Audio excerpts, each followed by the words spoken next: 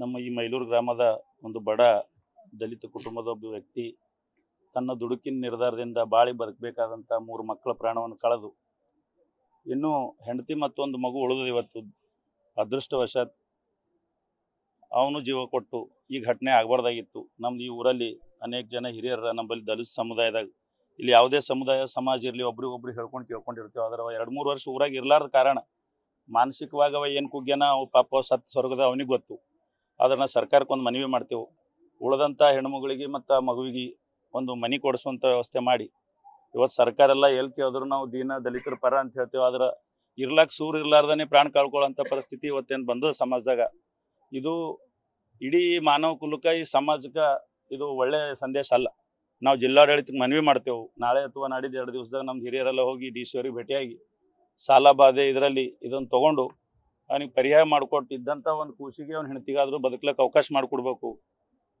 ಇಲ್ಲ ಅಂದ್ರೆ ಮುಂಬರುವ ದಿನಗಳದಾಗ ಇಂಥ ಜಾಸ್ತಿ ಆಯ್ತವೆ. ಯಾಕಂದ್ರೆ ಒಬ್ರು ನೋಡೊಬ್ರು ಇದೇ ಸಾಳೆ ಆಯ್ತದೆ. ಎಲ್ಲರಿಗೆ ಮನವಿ ಮಾಡಿದ್ರು ಈಗ ಹಿರಿಯರು ಯಾರೋ 100 ಕೋಟಿ ಹೊಡೆದಂಥವ್ರು ಸಮಾಜ ಬದುಕ್ಲತ್ತಾರ, 2 ಲಕ್ಷ 3 ಲಕ್ಷ ಪ್ರಾಣ ಕಳ್ಕೊತಾರ ಅಂದ್ರೆ ಇದು ಭಾಳ ಕೆಟ್ಟ ಚಾಳಿ.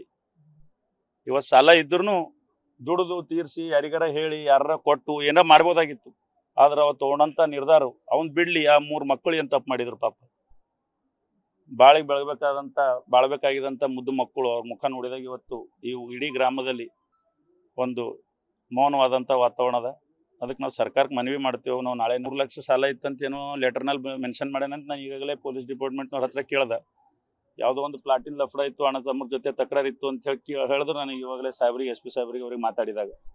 ಆದ್ರೆ ಅಂಥ ಸಣ್ಣ ಪುಟ್ಟ ಸಮಸ್ಯೆಗಳಿಗೆಲ್ಲ ಪೊಲೀಸರೇ ಬಗೆಹರಿಸ್ತಿರೋ. ಅವ್ನು ಸ್ಟೇಷನ್ಗೆ ಹೋಗಿಲ್ಲ ಅಂತ ತಿಳಿತಾನ, ಯಾವುದೇ ಠಾಣಾದಾಗ ಹೋಗಿ ಎಲ್ಲಿ ಭೀ ಕಂಪ್ಲೇಂಟ್ ಕೊಟ್ಟಿಲ್ಲ. ಅದು ಬಿಟ್ಟು ಊರಾಗ ಹಿರಿಯರ್ ಬಲ್ಲಿ ಇದ್ರು ಅವ್ರ ಅಣ್ಣ ತಮ್ಮರ ಹತ್ರ ಬರೋದಿದ್ರು ನಾವೇ ಇಸ್ಕೊಡ್ತಿದ್ದೆವು, ಏನಾರು ಹೇಳಿ ಕೊಡಿಸ್ತಿದ್ದೆವು. ಆದ್ರೆ ಅವ್ನ ದುಡುಕಿನ ನಿರ್ಧಾರ ಇವತ್ತು ಅವ್ನು ಪ್ರಾಣ ಕಳ್ಕೊಂಡನ. ಅವ್ರ ಆತ್ಮಕ್ಕೆ ಶಾಂತಿ ಸಿಗಲಿ.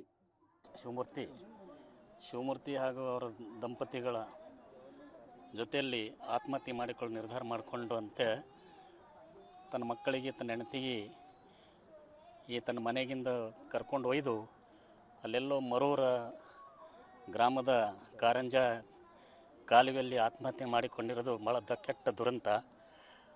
ಅವನು ಇಲ್ಲಿ ಯಾರಿಗೂ ಹೇಳದೆ ಕೇಳದೆ ಆಜು ಬಾಜು ಯಾರಿಗೆ ದೊಡ್ಡವರಿಗೆ ಸಣ್ಣವರಿಗೆ ಅವ್ರನ್ನ ಏನು ಕಷ್ಟ ನಷ್ಟ ಏನು ಇದ್ರೂ ಭೀ ಯಾರಿಗೆ ತಿಳಿಸಲಾರ್ದೇ ತಂತಾನೇ ನಿರ್ಧಾರ ತಗೊಂಡು ಈ ಥರ ಕೆಟ್ಟ ನಿರ್ಧಾರ ತಗೊಂಡು ಹೋಗಿ ಆತ್ಮಹತ್ಯೆ ಮಾಡಿಕೊಂಡಿದ್ದು. ಮತ್ತು ಆತ್ಮಹತ್ಯೆ ತನ್ನ ಕೈಲಿಂದ ತನ್ನ ಮಕ್ಕಳಿಗೆ ಕೆರೆ ಕಾಲುವೆಯಲ್ಲಿ ಒಂದು ಪ್ರಾಣಹಾನಿ ಮಾಡಲಿಕ್ಕೆ ಯತ್ನ ಮಾಡಿ ತನ್ನ ಹೆಂಡತಿಗೂ ಸಹಿತ ನುಗ್ಗಲಿಕ್ಕೆ ಪ್ರಯತ್ನ ಮಾಡಿದಂತೆ. ಇದು ಆಗಬಾರ್ದಾಗಿತ್ತು. ಇಂಥ ಘಟನೆ ನಮ್ಮ ಊರಲ್ಲಿ, ನಮ್ಮ ಗ್ರಾಮದಲ್ಲಿ, ನಮ್ಮ ಸಮುದಾಯಕ್ಕೆ, ಇಡೀ ಜನಾಂಗಕ್ಕೆ, ಮಾನವ ಕುಲಕೋಟಿ ನಮ್ಮ ಊರಲ್ಲಿ ಇರ್ತಕ್ಕಂಥ ಎಲ್ಲ ನೌಜವಾನರಿಗೆ ನಾನು ವಿನಂತಿ ಮಾಡ್ಕೋತೀನಿ, ಮುಂದಿನ ಪೀಳಿಗೆಗೆ ಇಂಥದ್ದು ಕೆಟ್ಟ ನಿರ್ಧಾರ ತಗೋಬಾರ್ರಿ ಅಂಥೇಳಿ ನಾನು ಸುದ್ದಿ ಮೂಲಕ ನನ್ನ ವಿನಂತಿ ಮಾಡ್ಕೋತೀನಿ.